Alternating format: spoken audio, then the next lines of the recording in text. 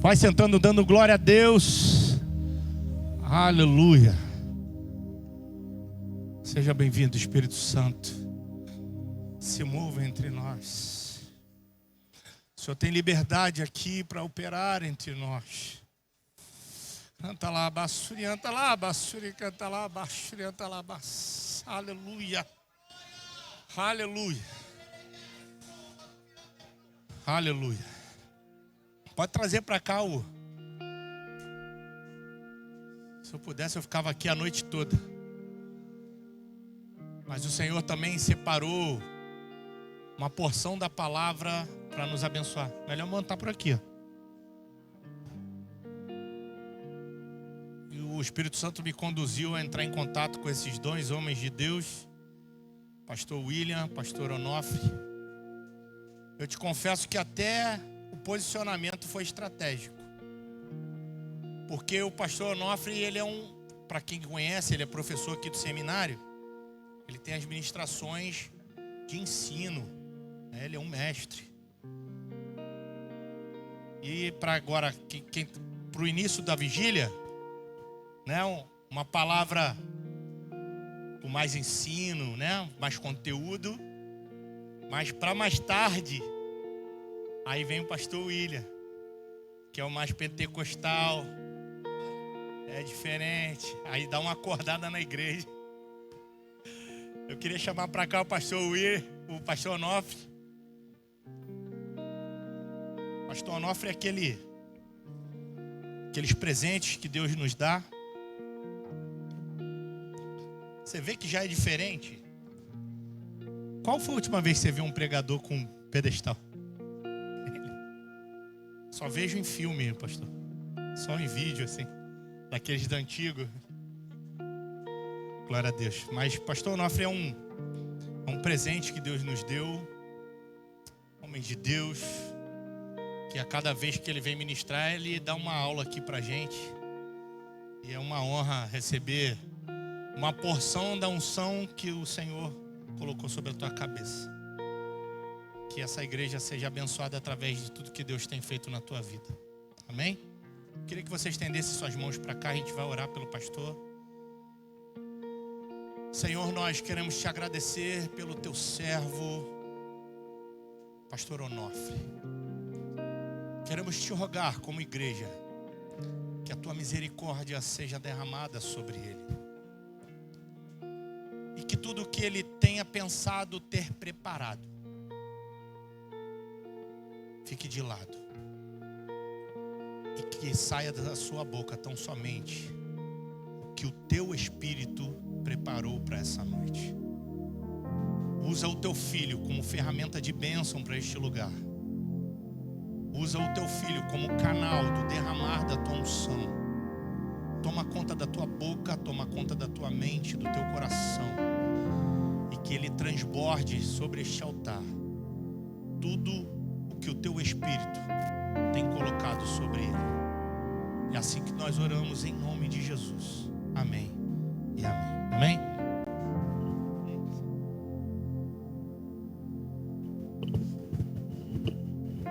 Isso aí. Queridos, a paz do Senhor. Eu estou muito alegre em poder voltar a essa casa, cheio de gente bonita. Vocês viram como é que o pastor Luiz está bonito, cabra? Nem Salomão, hein? Eu estou muito alegre em poder voltar a essa casa, rever velhos amigos e conhecer novos. É um prazer. Pastora Roque, né? Simone Roque, que bom revê-la. Irmãos, eu estou alegre, como já dito, em poder voltar aqui. E eu quero compartilhar uma verdade das Sagradas Escrituras. Nós temos um tempo exímio e pretendemos cumprir com o tempo, porque queremos voltar a essa casa. Amém. E aí, frente a isso, nós vamos ser breve na nossa exposição. Eu não sei se os irmãos sabem, alguns aqui já sabem. Eu já há 7 meses estou num período de transição. Eu fiquei 40 anos dentro de uma denominação, Assembleia de Deus. E já há 7 meses eu estou no período probatório para assumir uma igreja chamada Projeto Vinde a Mim. É uma comunidade com um pouco menos de efusidade naquilo que tange Pentecostes. Acreditamos nos dons, mas com um pouco menos. E eu confesso que eu já estava me adequando, mas eu cheguei aqui nesse calor de 500 graus, que eu não sei se a igreja subiu ou se o céu desceu, que ressuscitou um breão dentro de mim aqui. Jesus, o que é isso? É o poder de Deus, amém? E aí eu estou sentindo a presença de Deus aqui neste lugar, e é bom sentir a presença de Deus, amém? Eu quero convidar-nos rapidamente para nós meditarmos em 2 textos. Eu sou o precursor do pastor William, né? Eu sou aquele que de repente eu vou fazer-nos bocejar um pouquinho, mas daqui a pouco o pastor William vem riscando fogo aí em nome de Jesus. Amém ou não amém, pastor William? Vamos lá. Gênesis, livro do Gênesis, capítulo de número 22, versículo 10, por gentileza. Livro do Gênesis, capítulo de número 22, versículo 10. Você que achou, diga amém. Quem não achou, diga espera mais um pouco. E eu digo espera mais um pouco, porque eu não achei. Amém, achei agora. Depois nós leremos, depois do Gênesis 22, nós iremos adiantar as nossas páginas bíblicas para Gênesis, ainda no livro do Gênesis, capítulo de número 32, versículo 24, ok? Gênesis 22, 10 diz assim: não, perdão, 28, ô Senhor da glória, o trem deu errado aqui. 28, 10, achei. Gênesis 28, 10 diz assim: partiu, pois, Jacó de Beceba e foi-se a Harã, e chegou num lugar aonde passou a noite, porque já o sol era posto, e tomou uma das pedras daquele lugar e a pôs por sua cabeceira, e deitou-se naquele lugar. O versículo 12: e sonhou, e eis que era posta na terra uma escada, diga uma escada, glória a Jesus, cujo topo tocava nos céus, e eis que os anjos de Deus subiam, diga eles subiam, e desciam por ela, e eis que o Senhor estava em cima dela, e disse: eu sou o Senhor, o Deus de Abraão teu pai, o Deus de Isaque. Esta é a terra em que está, esta terra em que estás deitado, te darei a ti e a tua descendência, e a tua semente será como o pó da terra, e estender-se-á ao ocidente, ao oriente, ao norte, ao sul, e em ti e na tua descendência serão benditas todas as famílias da terra. Diga eu recebo. E eis que eu estou contigo e te guardarei por onde quer que fores, e te farei tornar esta terra, porque te não deixarei até que te haja feito o que tenho dito. E acordado, pois Jacó do seu sono, disse: na verdade, o Senhor está neste lugar, e eu não sabia. Temeu e disse: quão terrível é este lugar! Este lugar não é outro lugar, senão a casa de Deus, e esta é a porta dos céus. Amém? Gênesis 32, versículo 24. Vamos lá.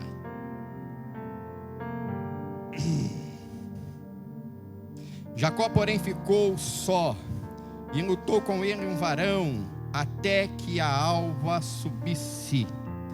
E vendo que não prevalecia contra ele, tocou a juntura de sua coxa, e deslocou a juntura da coxa de Jacó, lutando com ele, e disse: deixa-me ir, porque já a alva subiu. Porém ele disse: não te deixarei ir, se me não abençoares. E disse-lhe: qual é o teu nome? E ele disse: Jacó. Então disse: não te chamarás mais o teu nome Jacó, mas Israel, pois como príncipe lutaste com Deus e com os homens, e prevaleceste. Amém? Irmãos, antes de eu entrar na exposição desse texto, permita-me, antes de tudo, em breves palavras, fundamentar a minha exposição do ponto de vista bíblico. Eu conheço bem a seletividade dessa tribuna, o quanto são seletivos os pastores, o pastor Eduardo, né, que é uma continuidade do apóstolo Eduardo, e essa seletividade, esse escrutínio para que se suba essa tribuna é bem apurado, bem acirrado, e eu me sinto privilegiado por esse privilégio de podermos estar falando aos irmãos. Então, frente a isso, com todo cuidado, com todo temor, com todo carinho, eu quero fundamentar esse texto de modo a levá-lo a sua mente a compreender, e uma vez compreendendo o que eu pretendo compartilhar com os meus irmãos, que os irmãos possam receber em seus corações essas verdades bíblicas por Deus revelada, e eu quero compartilhar com os irmãos. Exemplo, quando você abre a tua Bíblia no livro de Romanos, capítulo 11, versículo 32, o texto vai dizer que Deus nos cerrou numa cadeia de desobediência, para que de alguma forma Ele pudesse usar com você e comigo e conosco de misericórdia. Eu não estou aqui querendo falar sobre predestinação, eu não tenho linha, quem tem linha é costureiro, quem tem corrente é alma penada. Eu sou um pregador extremamente bíblico, e é frente a essa questão bíblica que eu quero fundamentar. Então o texto de Romanos diz que nós fomos, de certo modo, direto ou indireto, encerrados em uma cadeia de desobediência. Quando você abre a tua Bíblia no livro de Eclesiastes, capítulo de número 7, versículo 8, o texto vai dizer que o importante não é o início das coisas, mas sim o fim delas. Ou seja, o importante não é como você começa, mas como você termina. Existem coisas na sua, na minha e na nossa vida que muitas das vezes começam de um jeito estranho, um tanto que inexplicável. Eu não sei, não consigo entender. E o Senhor Jesus, certa ocasião, deparando-se com os seus 12, Ele vai se deparar com essa dúvida, com essa tormenta que pairava sobre os seus discípulos. Você vai encontrar essa narrativa no livro segundo Evangelho, escreveu João, capítulo de número 13, versículo 7, quando o Senhor vai falar para Pedro: isso que eu faço hoje vocês não entendem, mas amanhã você irá entender. Eu tenho uma mensagem de Deus para você, e a mensagem de Deus é o seguinte: eu não sei o que você está passando, meu irmão, eu não sei o que você está passando, minha irmã, mas esteja certo de uma coisa: aquilo que você hoje não entende, existe um plano divino para a tua vida. Amanhã certamente você dará glórias a Deus, porque você entenderá. Então nós não estamos falando aqui de uma questão de predestinação. Existe um pensador ainda em vida, muito ogirizado pelo nosso meio evangélico, chamado Paulo Coelho, e com certa razão a ojeriza, mas Paulo Coelho tem uma máxima muito interessante. Ele vai dizer o seguinte: que bagunça é um nome que nós damos para uma ordem que eu e você desconhecemos. Ou seja, às vezes você olha para a sua vida e você pensa, imagina, está tudo fora de lugar, mas não se apoquente não esquente não, existe um propósito divino. Deus está no controle, Ele nunca saiu do controle, Ele cuida de você. E é por isso que eu quero fundamentar essa palavra, porque essa palavra ela inicia-se de um jeito estranho, um jeito parece que não muito politicamente correto, parece que acontece de um jeito na contramão de princípios pelos quais eu e você acreditamos. Narra-se a história de um moço que aproveita-se de uma ocasião onde o seu consanguíneo Esaú está de forma famigerada, faminto. Ele vem de uma caça, não logrando muito êxodo, e ele encontra agora o seu irmão. Enquanto Esaú é o filhinho do papai, Jacó é o filhinho da mamãe, criado na barra da saia da mamãe, aprendeu a fazer alguns quitutes, tem alguns jeitos especiais dentro da área de culinária, e agora tem aquele guisado que nos chama a atenção e nos rouba a atenção através do cheiro, e ele diz: dai-me desse guisado. Jacó vê-se ali uma oportunidade, pois essa era a nomenclatura que pairava sobre o teu nome. Aquele que se aproveita das oportunidades é Jacó, aquele que agarra no calcanhar. E aí, frente a isto, ele diz: eu te dou até o meu guisado, mas você irá ver. Irmã, a senhora vai para o céu, viu? Que bênção, aleluia. A igreja pode dar um glória a Deus pela vida da irmã? Senhor. E aí Jacó, quando percebe isso, ele diz: eu até te dou dou minha progenitura, mas eu te dou o meu guisado, mas eu quero que você me dê a sua primogenitura. Esaú diz assim: para que me serve isso? Se eu morrer hoje não a terei mesmo. E dá. Jacó pega essa primogenitura e ele vai embora. Agora você tem lá na frente, os anos passam, as coisas acontecem, e aí o seu pai mais velho, Isaac, vai dizer assim: Esaú, eu estou com meus dias contados, estão vindos, chegou a hora de eu partir, mas eu quero te abençoar na condição de primogênito. Você pega, vai, faz uma caça, prepara do jeito que eu gosto e traga para mim, para que eu coma, e te abençoa. Mas o que acontece? A mãe de Jacó ouve e fala para Jacó: Jacó, eu ouvi o seu pai falar com o seu irmão sobre isso e aquilo outro. Eu tenho uma outra ideia, uma ideia estranha, uma ideia meia avessa, uma ideia que vai na contramão de uma lógica do politicamente correto. Vá lá no curral, pega lá um carneiro, o mais bonito. Eu conheço os gostos do seu pai, eu vou preparar um guisado do jeito que ele gosta, e em vez de abençoar o seu irmão, ele vai abençoar a você. Não parece estranho? Diga: é estranho. Parece muito estranho. E foi justamente por isso que eu fiz questão de fundamentar essa exposição. Eu conversando com o pastor Eduardo, já era mais ou menos meia-noite ou mais, né? E ele falou assim: pastor, o senhor fique à vontade, mas nós estamos falando durante esse ano sobre redenção e sobre unidade com Deus. E eu pensei: meu Deus do céu, o que eu vou falar sobre redenção e sobre unidade? E eu estou trabalhando de um aplicativo pensando: Senhor, o que eu vou falar sobre redenção? E chegando em casa às 3 da manhã, 4 da manhã, 2 da manhã, falei: Senhor, eu tenho que preparar um trem e ver toda a mente meu filho e falar sobre Jacó. Eu falei: Senhor, o que Jacó tem a ver com redenção? Eu falei: fala sobre Jacó. Se é redenção, fala sobre Jacó.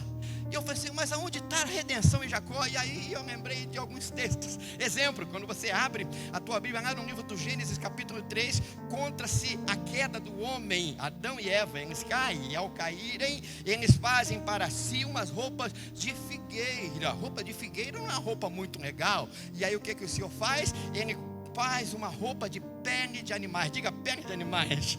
Ele faz uma roupa de pele de animais para Adão e para Eva. E aí eu fiquei pensando: mas o que tem a ver essa roupa de pele de animais para Adão e Eva? E aí eu fui para Apocalipse, isso tudo na mente, dirigindo no trem e pensando nos textos. E aí em Apocalipse capítulo 3, 13, versículo 8, diz que o cordeiro foi morto desde a fundação do século. Opa, tem um trem legal aí. Que fundação do século é essa? E aí eu voltei para Gênesis 3 e percebi que para ver uma roupa feita de pele de cordeiro, era necessário que de alguma forma um cordeiro precisasse ser imolado. Eu pensei: opa, aí tem redenção. Aí tem redenção antes da fundação do século. Quando Adão pecou, o texto diz que Adão haveria de morrer. Deus falou: o dia que você comer dessa árvore, você morrerá. E eu fiquei pensando: mas Adão não morreu. Mas quando você vai pensar na Bíblia, a Bíblia vai dizer em Pedro que um dia para Deus é como 1000 anos, e 1000 anos para Deus é como um dia. Quando você vai para Salmo 90, o texto diz a mesma coisa: um dia para Deus é como 1000 anos, e 1000 anos é como um dia. E eu pensei: poxa, se um dia para Deus é como 1000 anos, o homem mais velho da Bíblia foi Matusalém, que viveu 967 anos. Corrija-me se eu estiver errado, se não for 7 é 9, mas foi alguma coisa dentro dessa numeração. Eu pensei: ele não chegou a viver um dia, e se ele não viveu um dia, quiçá Adão viveu um dia. Portanto, a palavra de Deus é fiel. Adão foi feito no 6º dia, e no sexto dia Deus mata o cordeiro, e no 7º dia Adão entra no descanso do Senhor. Você está entendendo? Diga glória a Jesus. E aí eu voltei para Jacó, e pensando em Jacó, a sua mãe manda ele pegar um cordeiro, e ela vai imolar esse cordeiro para fazer a comida desse menino. E aí nós temos a redenção. Diga: redenção. Mas toda redenção, aquele que redime, diga comigo assim: aquele que redime tem a prerrogativa de justificar. E aquele que justifica tem a prerrogativa de santificar. Agora, acontece que a questão da santificação é algo processual. Não acontece do dia para a noite. Quando você abre a tua Bíblia no livro de Provérbios, capítulo 4, versículo 18, o texto vai dizer que a vereda do justo é como a luz da aurora, vai brilhando, brilhando, até ser dia perfeito. Ou seja, não é algo automatizado, mecânico, que você aperta um botão, acende ali, as coisas acontecem, não. Mas é dia após dia, as coisas vão acontecendo. Isso é o processo da santificação. E aí você encontra agora esse moço. Esse moço sai de uma vida confortável, de uma área de conforto, pastora Leandra, e ele dessa zona de conforto, cuidado pela mamãe, aprendendo a comer o mingauzinho todos os dias que a mamãe preparava. Agora ele vai ser exposto à maçada do tempo, ele vai andar pelo deserto arenoso, percebendo e recebendo o sol caudaloso, sentindo o pueril sobre você, o risco de animais ferozes. E certa ocasião esse moço está tão cansado, esse moço está tão causticado, que ele vai olhar para uma pedra, e em vendo essa pedra, ele irá percebê-la como sendo ela um travesseiro de plumas, e ele vai deitar, ele deita e dorme, ele dorme e tem sonhos, tem revelação. Na revelação ele vê uma escada, nessa escada tem anjos sobem e anjos descem. Diga, o anjo subiu, mas o anjo também desceu. E o que é que nós temos aí? O que nós temos é mudança de plantão. Ou seja, há uma guarnição de anjo que subiu, quando outra guarnição desce. Ou seja, há uma virada de tempo na minha e na sua vida. Ou seja, você tem uma virada do tempo, Deus vai virar o tempo a seu favor, ventos soprarão a seu favor, porque anjos que subiram, existem outros que estão descendo para cuidar de você. Jacó acorda deste sonho e ele diz: olha, com certeza Deus está neste lugar, e este lugar não é outro lugar senão a casa de Deus, e esta é a porta dos céus. Sendo que, escute uma coisa,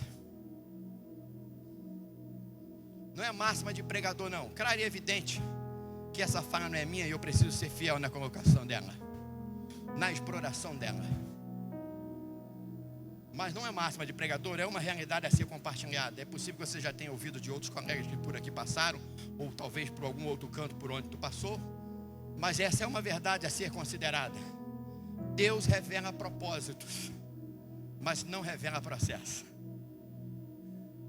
Deus revela propósitos, mas não revela processo. Jacó, ou melhor, José, para chegar ao Egito teve que passar por uma cova, ou por uma cisterna. Daniel passou por uma cova, e tantos outros homens, para chegar no propósito, tiveram que passar por processo.